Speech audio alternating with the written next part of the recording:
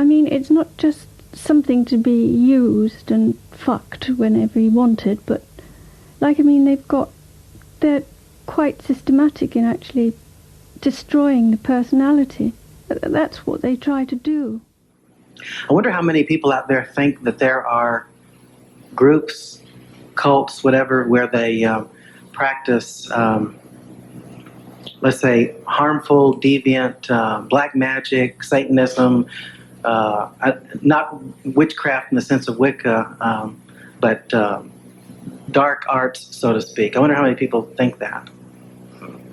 And some of you might be wondering, what is the connection between cults, witchcraft, Satanism, so on, and the mind control that you're going to be hearing a great deal about from the finest experts on that subject here. Je suis très sensible à tout ce qui touche l'enfant. J'ai toujours pensé que plus on explique, malheureusement, et mieux c'est suffisamment bien formé déjà traiter la douleur de l'enfant. Si vous souhaitez avancer, il faut accepter de reconnaître... Qu'est-ce que vous voulez de plus, hein? Je vous ai déjà tout dit là-dessus. Vous voulez que je me répète à l'infini? Qu'il m'arrive assez souvent d'avoir des absences, des trous noirs de plusieurs heures où je me demande ce qui a pu se passer, que je perds carrément la boussole, que je ne peux ni contrôler ni arrêter ce délire dans ma tête. Voilà.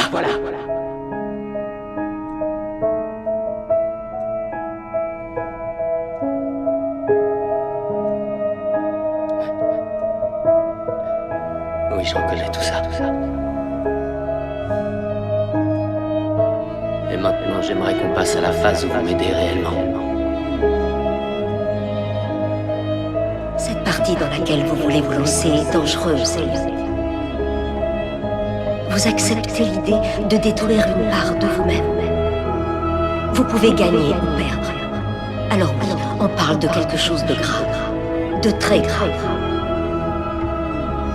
La destruction n'est pas une solution. Christa se trompe. La destruction est toujours la solution. On détruit des parts de nous-mêmes tous les jours. On photoshop nos imperfections. On retouche les parties de nous qu'on déteste. On modifie celles que les autres n'aimeraient pas. On travaille notre identité. On la modèle. On la distille. Christa se trompe. On ne vit que par la destruction.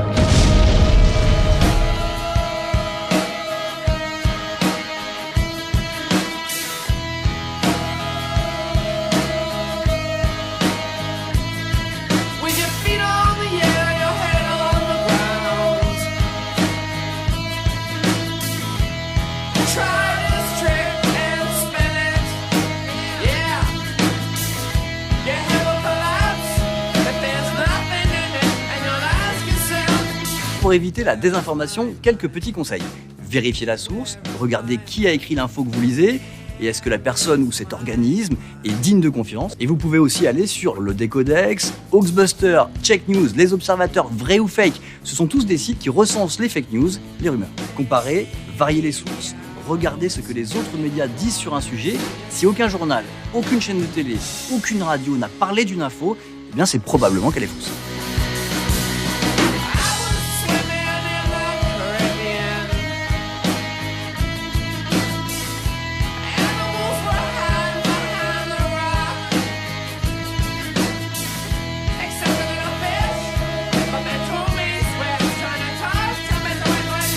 Originally, broadcasters who were approached were not interested because the topic was considered too controversial.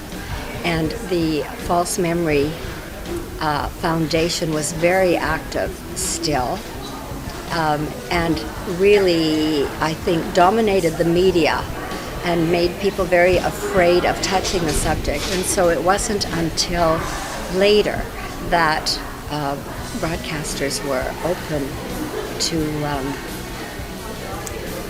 taking a look at the topic. Have you ever seen someone change personalities right in front of your eyes? On joue aux échecs, c'est une guerre de l'information. Donc essayons d'anticiper le coup d'après et même les 3 coups d'après.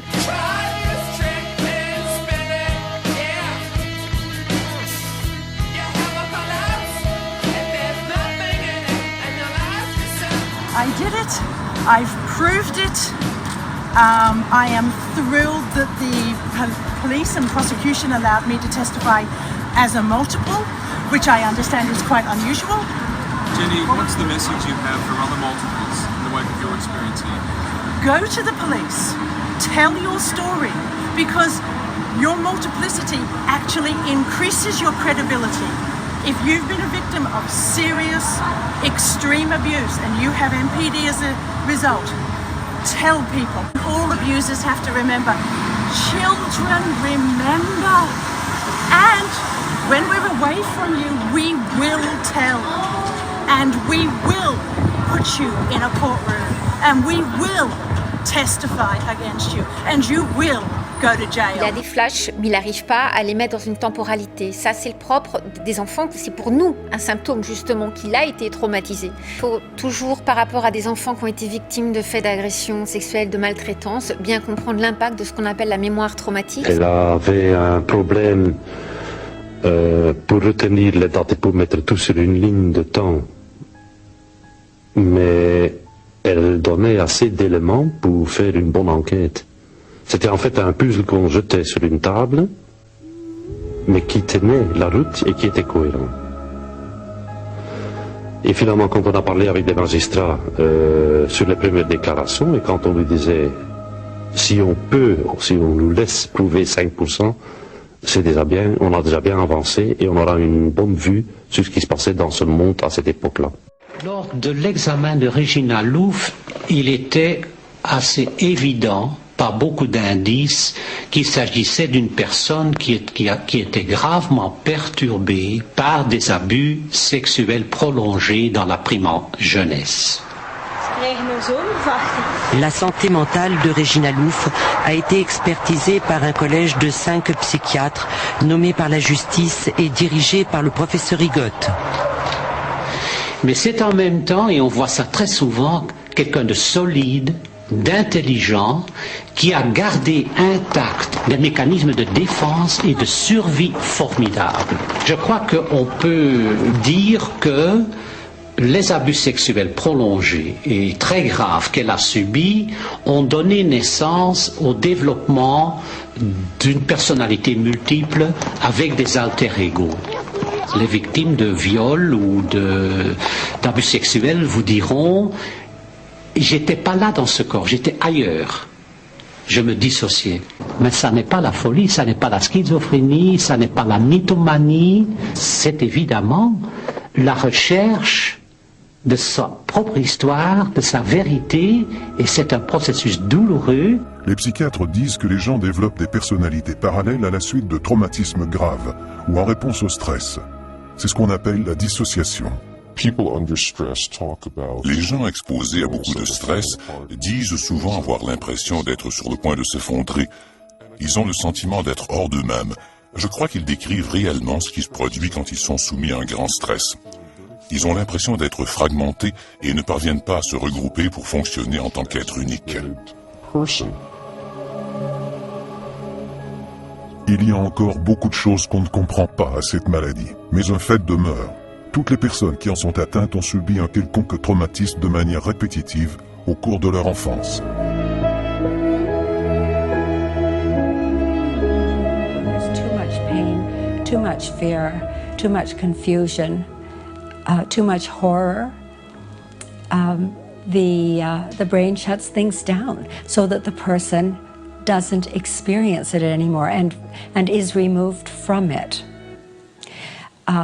This happens in all kinds of degrees. In the most serious cases, there are actually different parts of the self that carry the different aspects of any one trauma.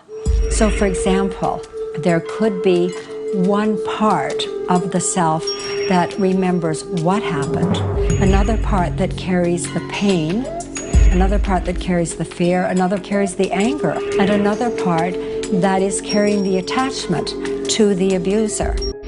And that's not an unusual pattern at all, although it happens differently in every individual. With dissociative identity disorder, it's really, most of the time, the person will appear and act totally normal, totally like everyone else, but under emotional strain may split into different people. And the host person, the person they usually are, is temporarily absent, and a personality or a part or another person appears, often with a different name, with different feelings, with different memories, and most importantly, often without the host person having any memory that this person has come out. So the classic things are things like incest, sexual abuse within a family, or terrible violence within a family, or often a combination. So that the kid has no way of dealing with this, and the only way to deal with it is to try and pretend to be normal most of the time, and then just be completely blown out of the water when the bad shit's happening. The only way you get DID is to have been traumatised. Their mind is just coming up with an incredibly sophisticated, clever solution to a scenario that most of us could not begin to understand. Because each of Jeni's personalities dealt with different aspects of her trauma, it means she has extraordinary recall. Her memory, according to Dr. Blair-West, is one of what he calls her superpowers. Her first superpower is her capacity to endure pain. Her second superpower is her memory. She has a memory unlike yours or my memory. Because you see, her alters are living in different time-space realities effectively. You know, particularly those younger ones. What Jeni does is she can go to the part that was there then, and that part will tell you exactly what happened like it was yesterday. It's like clicking on a folder. It's almost like being able to click on a folder on a computer, open up and read it without any decay over a 40-year period. Psychiatrist Warwick Middleton specialises in patients with memories of extreme trauma. He believes what happens is a process known as dissociation and repression. Dissociation is a mechanism in which there is a disruption in the usually integrated processes of consciousness, memory, identity and perception, such that a person's identity may be split, fractionated, or put behind, if you want to use a computer analogy, a firewall. I'm talking about compartmentalising trauma, so that you actually create a mechanism for containing the memories and feelings that go with a traumatic event, such that it doesn't overwhelm you in the present. So you can actually get somebody who's compartmentalised, the good daddy, as distinct from another compartment behind another firewall which contains the memory of the incestuous abuse. And the two states may be relatively impervious to the other, at least for a time. I stand before you today, a 67-year-old incest survivor. Every day and every night of my life have been dramatically impacted by incest. It would not be possible to know or understand me unless you knew about the unending sexual violations I endured as a child and as a teenager. The trauma was so severe, I did what many children do in order to survive. I split, or to use the psychiatric word, I dissociated. I split into what I call a day child and a night child. As difficult as this is for most people to believe or understand, until I was 24, I, the day child, had no conscious knowledge of the night child. During the days, no embarrassing or angry glances ever passed between my father and me because I had no conscious knowledge of the traumas and the terrors of the night child. But the more degraded the night child became, the more the day child needed to excel. I woke up that night from a blackout to find myself having sex with my own father. I don't remember how it started, or thankfully how it ended. Was it the first time? Had this happened before? I didn't know, and I still don't. All I can say is that it was the first time I was aware of it. For a moment, I was in my body, in that horrible truth, and then I slid back into a blackout. Your father is supposed to protect you. Your father is supposed to protect you, not you.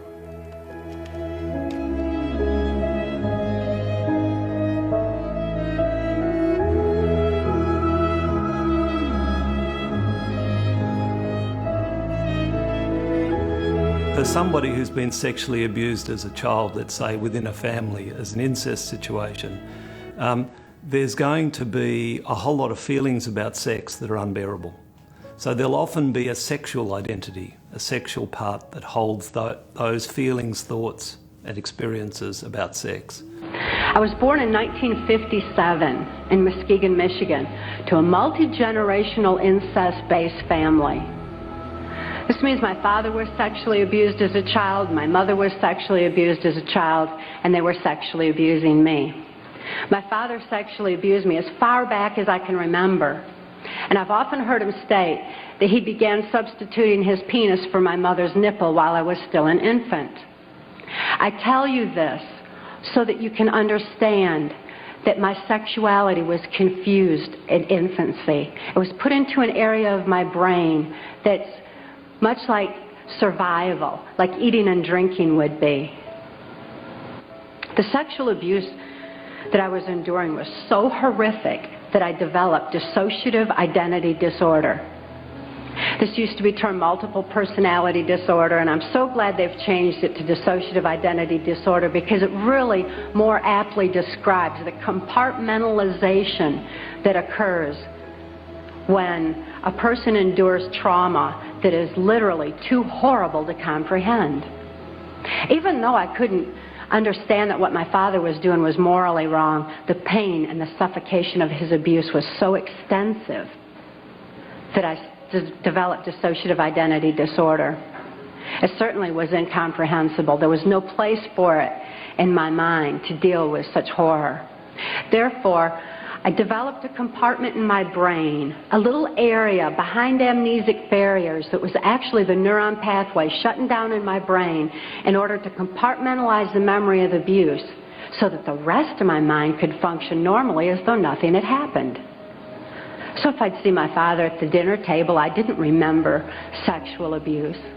But as soon as he unzipped his pants, the part of me, that part in my brain that knew how to deal with that horrific abuse, the neuron pathways actually physically opened up so that that part of my mind could deal with my father again and again and again as needed. I certainly had a lot of experiences within that compartment that dealt with my father's abuse. But I didn't have a full range of perceptions. I had a very limited perception, a very limited view. Also for the child, there's no way that child can be angry or rageful in a family like that. It's too dangerous. The secret might come out, or they'll get in terrible trouble, or they might even be threatened to be killed.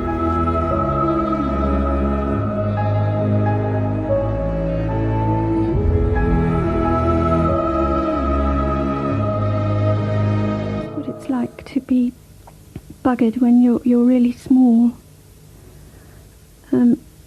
That's what it feels like in your head. It's as if inside your head it explodes and the whole world's fallen to pieces, and then it just drops down around your ears. I mean, it's not just something to be used and fucked whenever you wanted, but like, I mean, they're quite systematic in actually destroying the personality. That's what they try to do. By 1985, however, I began to see a new phenomenon. And that phenomenon was that the patients that I was seeing, many of whom had dissociative disorders, post-traumatic stress, which I've talked about, but also multiple personality, and therefore could only remember fragments of what had happened to them, but these fragments were coming out in their 30s, began to remember ritualistic cult abuse. I realized that there were many people who used their children in the worship of the Prince of Darkness, Satan, Lucifer, Isis, which is an Egyptian princess of darkness, actually, married to the king of the underworld, and that we had many, many victims of this type of activity. Elle pleurait, elle pleurait, elle pleurait, elle pleurait, elle pleurait. Quand elle s'apercevait quand on dirait qu'il y a eu le choc des personnalités à l'intérieur d'elle qui se rencontraient, c'est assez intense. Est-ce que cette personne-là est en train de complètement fabuler? Oui. Ou est-ce que c'est vrai? Oui. Mais après ça, on s'est aperçu que non, elle était très ne peut pas dire envoûtée, je pense. Ce ne serait pas le bon mot, ou ce serait le bon mot, mais... C'était une sorte de mind control. Ouais, prisonnière de... Contrôle de la pensée. Ouais, prisonnière de tout ça. Puis on pouvait voir qu'elle avait été hypnotisée parce qu'on travaillait justement à la sortir de cette espèce de cercle-là. Et il y avait des choses qu'elle disait qui étaient assez... que tu voyais bien que ça sortait pas comme ça, ça sortait pas de rien du tout. C'était des familles. Et autour de ces familles-là, il y avait d'autres personnes qui gravitaient, qui pouvaient être plus ou moins des personnes importantes. Et pourquoi ces familles? Est-ce qu'il y avait un côté génétique qui était important? Oui, c'est des familles, ça fait des générations qui sont comme ça. Donc les parents élèvent leurs enfants comme ça et ça se suit comme ça. Il n'y a pas tellement de tendresse là-dedans. Et ça a commencé par un téléphone. Puis là, je pense que la voix de la personne la faisait rentrer en transe. Et après ça, elle était disponible à faire ce qu'elle devait faire. The woods are lovely, dark and deep. But I have promises to keep and miles to go before I sleep. Remember, Sokoleth, miles to go before you sleep. Cheers, Butterfly. The woods are lovely, dark and deep, and I have promises to keep and miles to go before I sleep. Did you hear me, Butterfly? Miles to go before you sleep. Un dormant, c'est une personne qui a été hypnotisée, travaillée, programmée pour avoir une vie quotidienne, normale. Et sur une simple stimulation, un coup de téléphone, une lettre, une rencontre, révèle une deuxième personnalité qui avait été en quelque sorte programmée mais masquée, va aller commettre des actes divers et multiples, les oublier immédiatement pour redevenir cette première personnalité.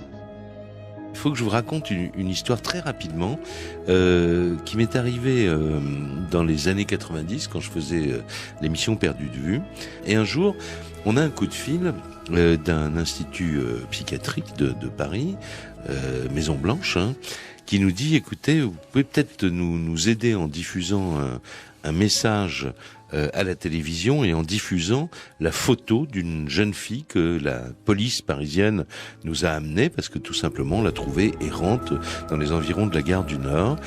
Cette jeune fille est extrêmement curieuse parce qu'elle semble muette, elle est totalement sourde, elle ne s'exprime qu'en faisant des dessins et ces dessins sont assez terribles parce que ce sont des dessins, un petit peu des dessins comme une BD quoi si vous voulez, mais qui semblent désigner des rituels de magie noire, des sabbats de sorciers, des choses comme ça. Alors je vais pas vous raconter toute l'histoire, elle a été très longue, on a enquêté pendant presque 6 mois et on a découvert, et j'en terminerai par là, beaucoup plus tard, que elle était britannique et que depuis des années, elle fuguait, elle sortait de chez elle, on l'a retrouvée une fois en Espagne, une fois au Danemark, une fois à Paris et toujours avec une personnalité différente. Et quand elle ne fuguait pas, elle n'était pas sourde. Et quand elle ne fuguait pas, elle n'était pas sourde, elle parlait parfaitement anglais. On l'a rendue à ses parents et après, on n'en a jamais plus entendu parler. Alsof van buitenaf een knopje wordt ingedrukt waardoor iemand gaat handelen zonder dat iemand daar nog regie over heeft. Wat ik dan zie is een cliënt die op een soort monotone manier reageert. Een beetje soldaterig zou je kunnen zeggen.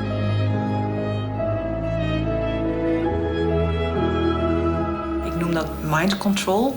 Mensen met een achtergrond van ritueel misbruik die hebben veel meer hersenspoelingen zou je kunnen zeggen. Ze noemen dat zelfs soms ook programma's die aan kunnen gaan en die heel typisch gedrag laten zien die eigenlijk bij mensen met zonder die achtergrond eigenlijk niet zo zichtbaar is. Wat er over verteld wordt is dat er sprake is van een soort training. Meer een soort conditioneren dat als A gezegd wordt dat B gedaan moet worden.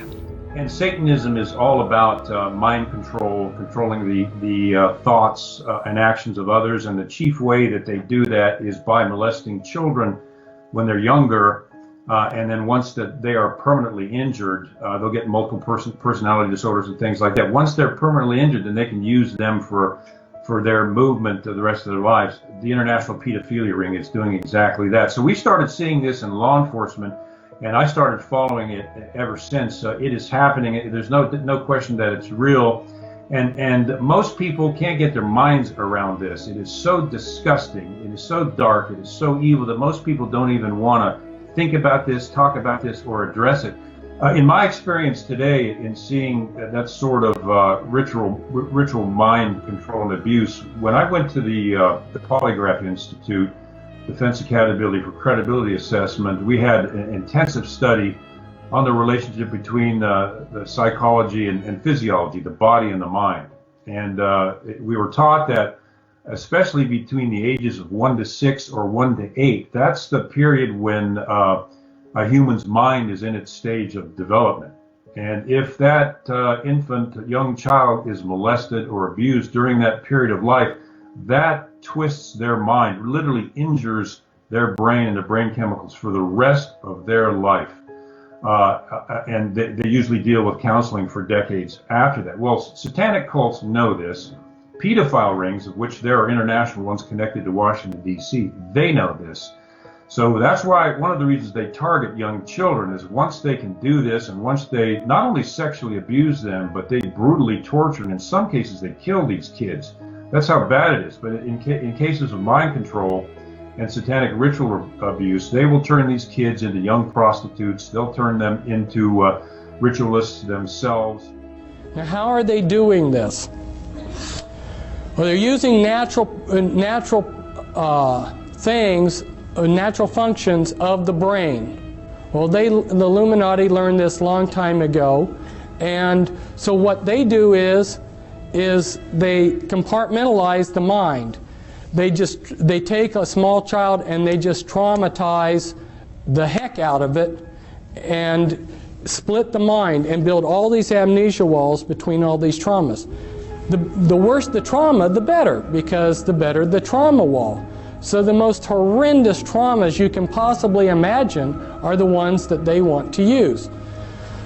When you've splintered the mind up into many pieces of disassociated pieces, then you can go in and pull that piece up to the front of the mind, and you can construct out of that piece of memory whatever you want out of it.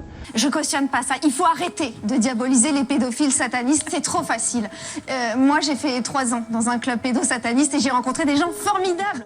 Und dann haben wir festgestellt, dass viele Täter dazu übergegangen waren, die Kinder regelrecht zu foltern, sie abzurichten wie einen Schäferhund auf dem Hundeplatz.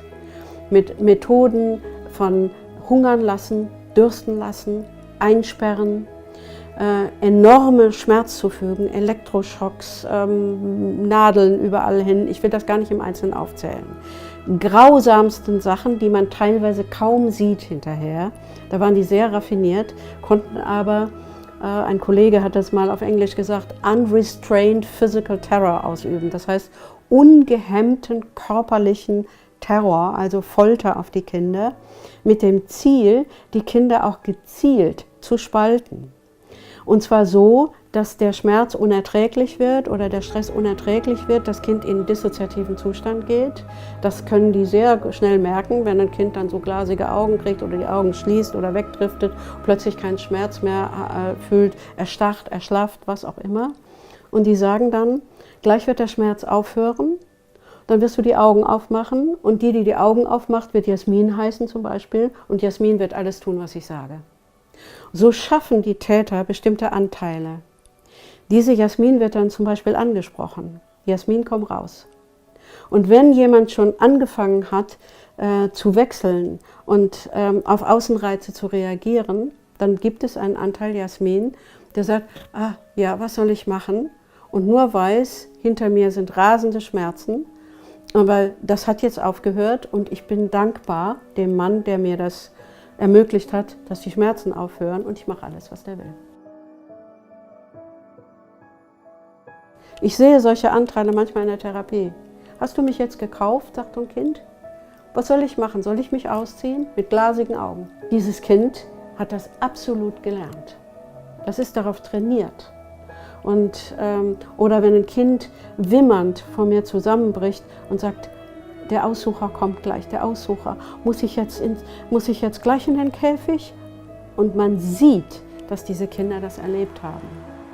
On joue aux échecs, c'est une guerre de l'information. Donc essayons d'anticiper le coup d'après, et même les 3 coups d'après. Ça, c'est ce qu'on appelle de plus en plus le pré-bunking. C'est-à-dire on documente tous ces phénomènes, et lorsque la fausse information arrive, on est capable de réagir très très vite pour l'éteindre quasiment au moment de son énonciation. I thought that probably the motivation had really to do with sex and money, that these were people who were pedophiles.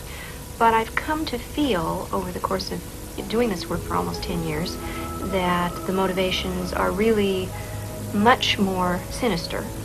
The children are really being abused for purposes of indoctrination. So that the ritual abuse of children is, at bottom, an attempt to develop human resources for the cult, develop children who have had so much abuse and so much mind control to which they've been subjected, that they will be maximally beneficial to the cult in a whole variety of areas. I think their aim is really to have as much control of this country and of other countries as they can possibly get. We're apparently looking at international connections involving vast areas of crime, from child pornography, snuff films, to big international arms deals. They take over people's minds in a vast way, which is very difficult to understand until you actually work with a number of people who have experienced this. There's something called mind control, where they take over people completely. Le silence construit par les criminels et les lâchetés successives, enfin, explosent. Helen told me she had created her multiple personalities whilst enduring severe abuse as a child, but it bothered me that she herself had no memories of what might have happened or who might have been responsible. To my horror, I discovered that many people with Helen's disorder believe that they suffered ritual abuse at the hands of a satanic cult. I couldn't believe that Satanist abuse actually goes on in our society.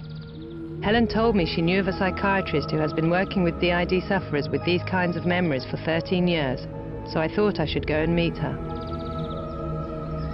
I can understand people being sceptical, but once you've come across it, once you've seen somebody as different alters, reliving the memories and experiencing the pain all over again, there's no mistaking it. A lot of child abuse is either sexual or physical or emotional, psychological. Well, Satanist abuse is all. There's torture, a lot of sexual abuse. It's not just a one-off trauma, it's relentless, day-to-day, prolonged trauma.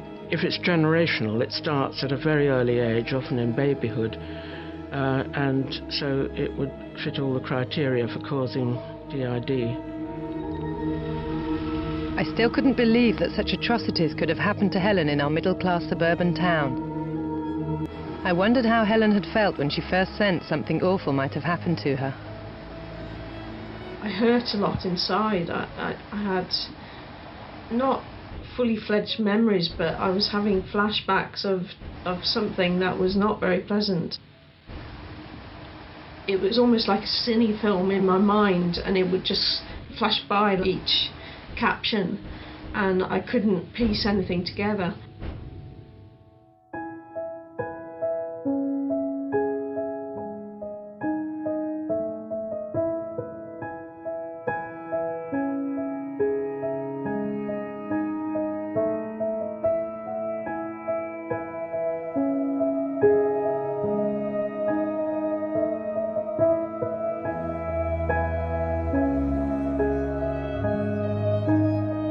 Many individuals with dissociation of identity also report a history of deliberate abusive training to respond with dissociative behaviors to various cues and signals in a ritualized or circumscribed manner.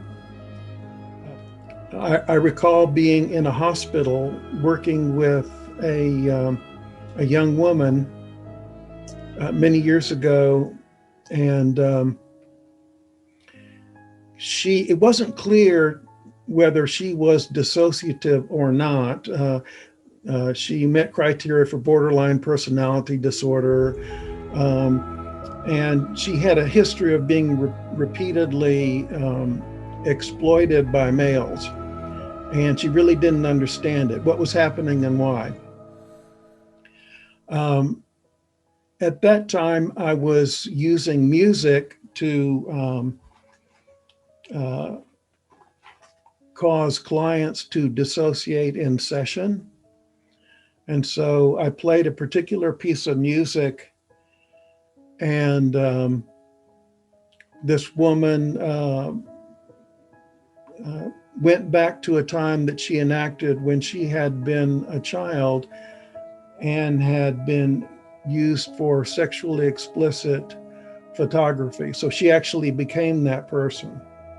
Now, the problem for that woman was that in her everyday life, this was sometimes happening. She would become a child alter, and she thought that her job in that state was to be sexually available to whatever person seemed to be there. But this is an example of situations where a particular individual may have been taught in a dissociated state to enact behaviors that are not in their best interest. In some cases, self-destructive behaviors. One will hear a history of self-destructive behaviors that were taught that way.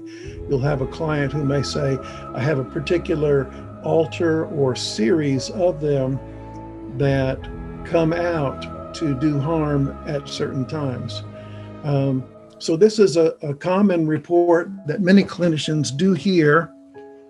And so this is something we need to be mindful of, and because not all theories of DID encompass this kind of thinking.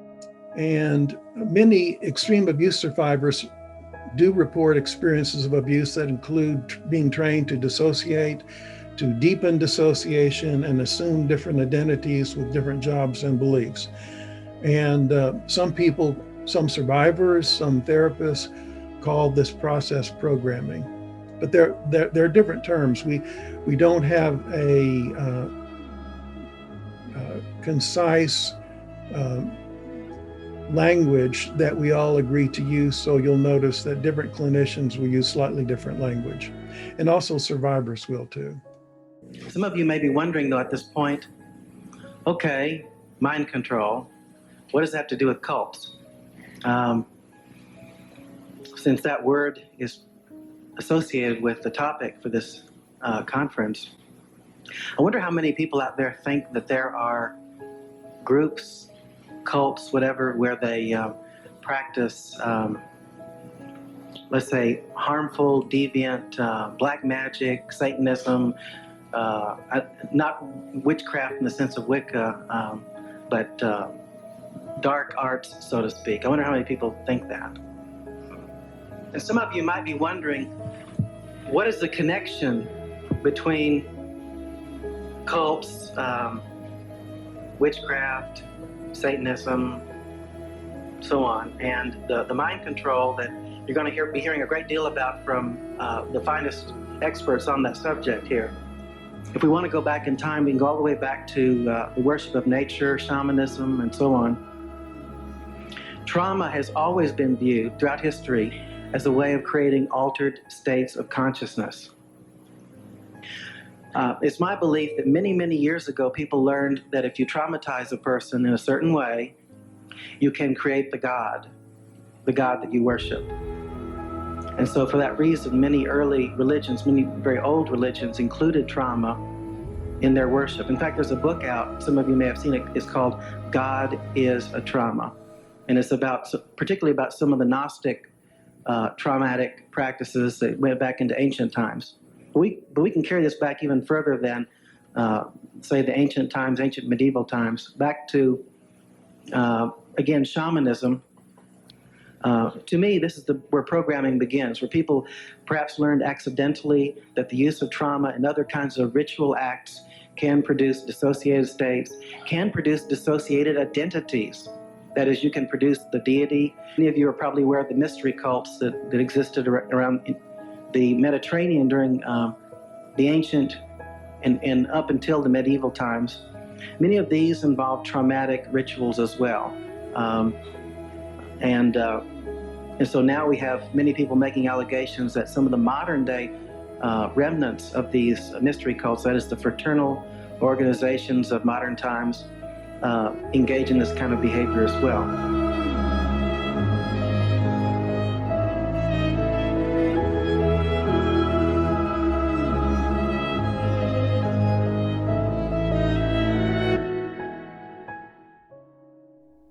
Did you feel that the doctors were deliberately creating dissociation with you?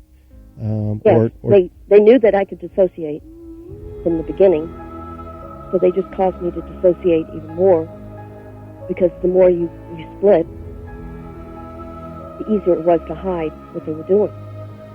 You can only split, they can't make you split. They can't make you dissociate. But they can create the circumstances that they know you will, if you're able to dissociate, you'll do it. Like the trauma I just described, like sending me out to a Masonic lodge for a party. They would send me out and you knew something horrible was going to happen. I mean, they knew something horrible was going to happen to me. They knew that I would split, that someone would be created just to take whatever happened that night. And probably that's all they would do. And then they would go back and, go to sleep, become dormant. And these are the shadows that I was talking about that have integrated. Once they gave me the memory of, say, that experience, then they integrate. But so they create circumstances to make you split and split and split. And the more you split, of course, the less chance you have of ever healing. The more crazy you're going to sound if you ever do go to a psychiatrist or a therapist. So that when they actually shift to another personality, it's a profound brain change. And parts of the brain then activate that are to do with identity. We also do blood pressure pulse checks, and we find we get a totally different profile in terms of blood pressure and pulse. So when this person changes, it's not just that they're changing their name, it's that their physiology changes, their brain patterns change, their skin conductance changes, their voice changes, their eyes change, their demeanour change. They literally become a different person. In the last few years, MRI scanners like this have given scientists unprecedented access to the brain, allowing them to see brain activity actually taking place. The question is, can it shed some light on the mystery of multiple personality disorder? It's something a colleague of Dr. Condi's, Guochuan Tsai, has wanted to try for some time. There are two problems to do this study. Number one, in the past, we don't have a machine like fMRI who can do the study quickly and correctly. Number two, we don't have the right subject, which can kind of control their switching, because we need to have them to switch on the scanner. Hi, Louise. My name is Susan. I'm going to be doing your scan. The doctors show us how they scan Louise's brain. Because she can bring on her switching, they'll ask her to change character while the machine is on. She won't be able to move or speak during the test, so she's asked to activate a warning beeper to indicate when she's switched. Okay. I want you to practice with that. Squeeze that ball. Louise is first asked to switch to one of her childlike personalities. Okay, now I want you to switch to Watcher now. Imagine that you're an 8-year-old girl named Watcher. You like to watch what happens with Louise. The switch happens, and then they do a control experiment. Louise is asked not to switch, but to pretend to be an imaginary child. I want you to imagine you're an 8-year-old girl named Player. You like to play with a neighbor girl named Helen. The results of the original test on Louise appear to show something remarkable. These coloured areas represent a big decrease in brain activity at the very moment Louise switches personality. Intriguingly, it happens in the hippocampus, an area responsible for long-term memory. But there's no change during the control experiment. So you can see here, that's a brain structure called hippocampus. That's the area where activity got changed, as highlighted by color here, when she switched personality. So what do you make of these results? To me, that is saying that there's a brain basis for her personality switching. Le 7 décembre 2018, le site Health Europa a publié un article intitulé « Les techniques de neuroimagerie et le traitement du trouble dissociatif de l'identité ».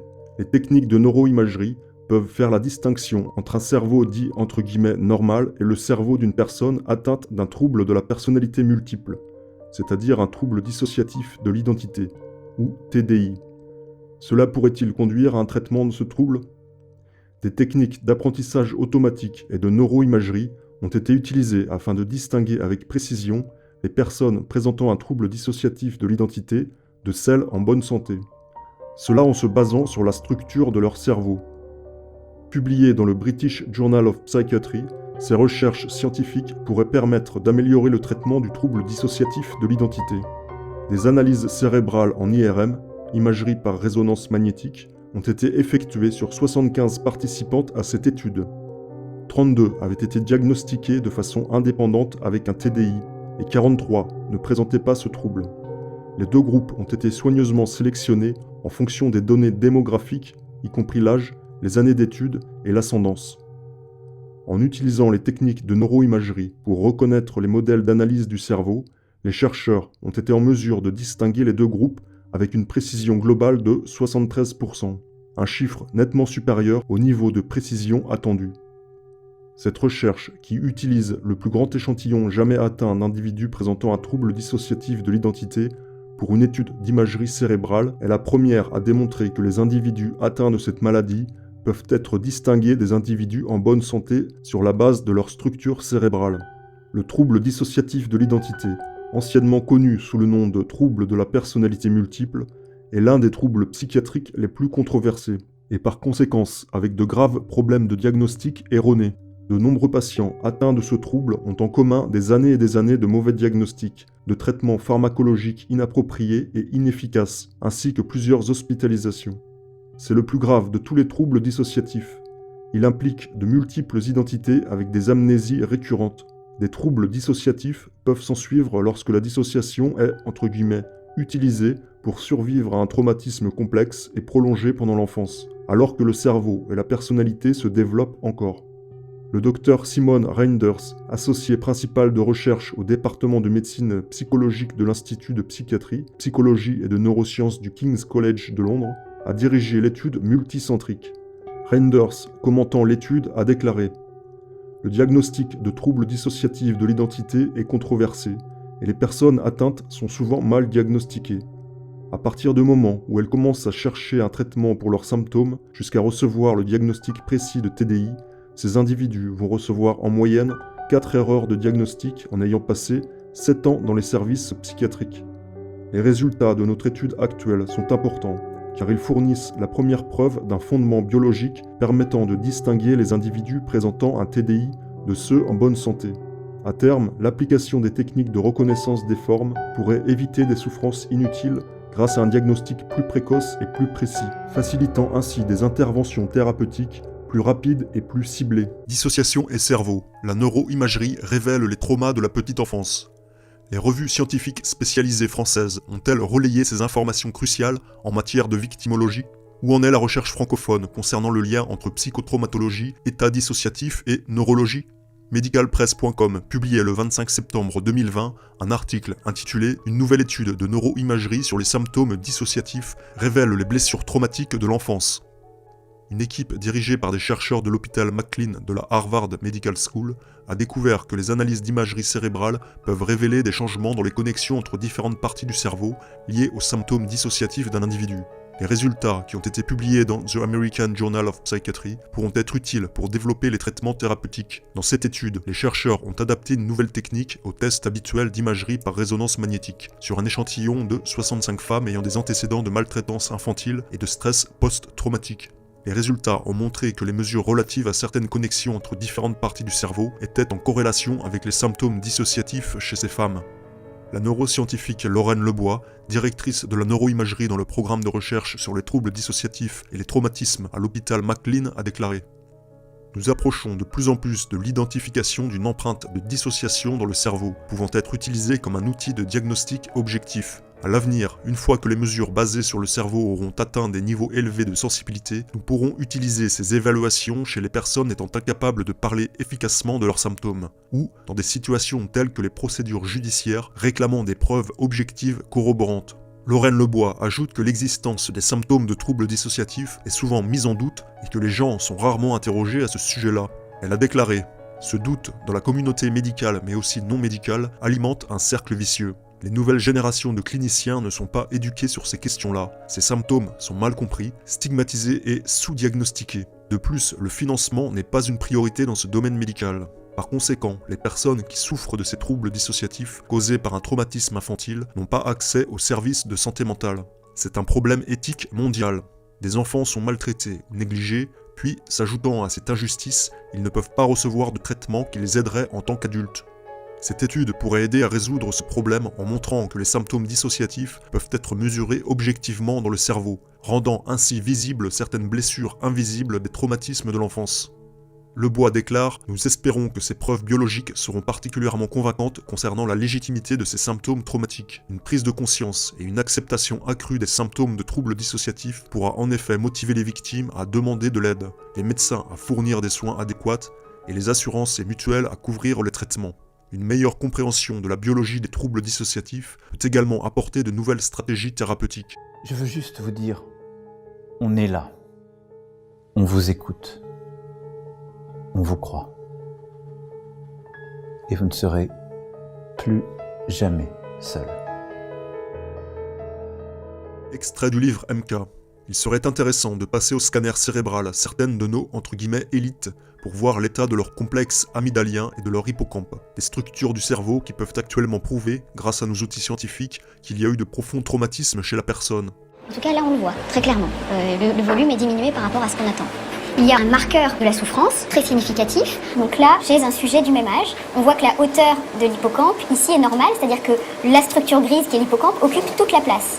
Alors que sur l'IRM de Flavie, on voit que cette même structure qui est ici n'occupe pas toute la place, toute la hauteur.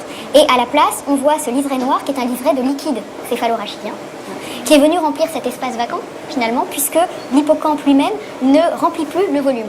Ce que l'on voit aujourd'hui, c'est la preuve d'une souffrance chronique matérialisée sur ces hippocampes. Les dernières recherches en neurosciences montrent que les violences sexuelles affectent profondément le développement cérébral d'un enfant, car son cerveau est immature. Mais jamais les deux neurologues n'en avaient constaté la preuve directe sur une patiente. Même si vous êtes en train de me dire qu'il y a un truc un peu détruit chez moi, en fait ça me reconstruit. Et je comprends, parce que finalement ça fait d'un handicap invisible quelque chose de matériel, de visible, de quantifiable. Des études ont en effet révélé que ces structures du cerveau avaient un volume significativement plus petit chez les personnes qui ont subi de graves traumatismes, notamment chez ceux qui souffrent d'un trouble dissociatif de l'identité. Cette connaissance neurologique concernant la variation des volumes de l'hippocampe et de l'amygdale en relation avec de graves traumatismes pourrait par exemple servir à valider des témoignages de victimes disant avoir subi les pires atrocités mais étant incapables d'apporter un récit cohérent. Pourtant, une IRM cérébrale pourrait prouver et certifier qu'il y a bien eu un grave impact traumatique chez cette personne, d'où le fait qu'elle est dans un état l'empêchant d'expliquer clairement et chronologiquement son vécu. Suite à un tel examen médical validant le fait qu'il y a bien eu de profonds traumatismes entraînant de sévères troubles dissociatifs, il faudrait par conséquence étudier de plus près les déclarations de la personne afin de mener une enquête sérieuse. Au lieu de cela, la justice s'en remet à de pseudo-experts des faux souvenirs non formés en psychotraumatologie. Le dossier est ainsi très vite refermé. C'est une question compliquée, mais le constat est que le réseau s'applique à faire de la rétention d'informations concernant les avancées scientifiques en matière de psychotraumatologie et de toutes ces études neurologiques récentes liées à l'impact que peuvent avoir les traumatismes sur le cerveau humain. Ceci afin que ces informations ne puissent pas être mises en avant d'une manière officielle dans les cours d'assises pour défendre efficacement les victimes.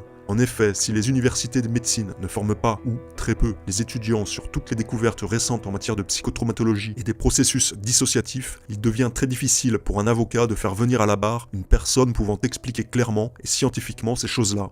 Quant à demander à la justice d'ordonner des scanners cérébraux pour prouver qu'il y a bien eu de sérieux traumatismes, c'est toutes les institutions verrouillées qui font ici obstacle. Jusqu'à quand ? Avant que ça puisse avoir une force légale, il faut qu'il y ait vraiment un consensus sur l'utilisation de ces images. On est capable de mesurer des phénomènes. Donc c'est vraiment le début de ceci, et ça va prendre des années parce que il faut que tout le monde soit d'accord sur comment on travaille et que les machines soient stables. À terme, une IRM fonctionnelle pourra peut-être un jour être utilisée par la justice.